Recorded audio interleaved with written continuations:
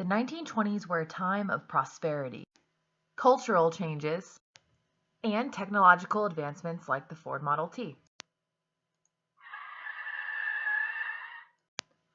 All of that comes to a screeching halt with the Wall Street crash.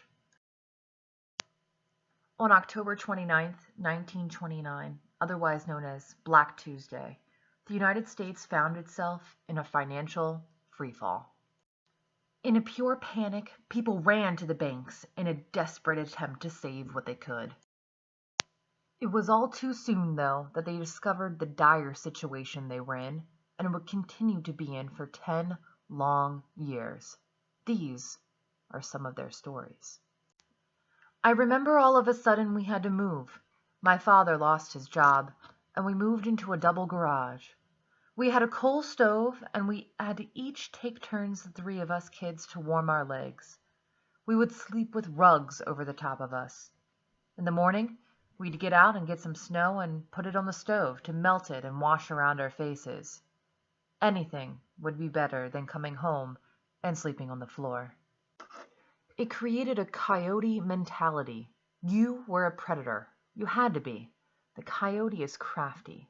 He'll run, but when he's cornered, he'll fight. They'll kill a calf, get in the chicken pen. They're mean. But how else does a coyote stay alive? We were coyotes in the 30s, the jobless.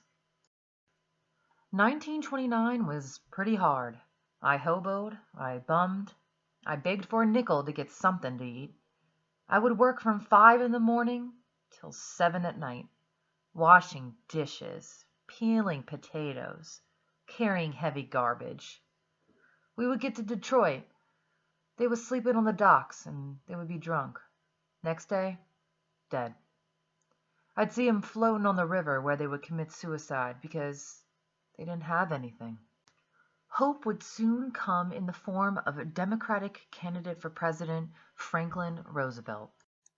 Let me assert my firm belief that the only thing we have to fear is fear itself.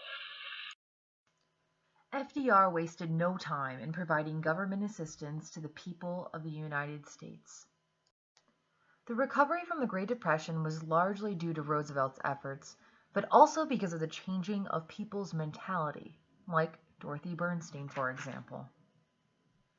You know when you get down so low that you can't get any lower, there's no place to go but up.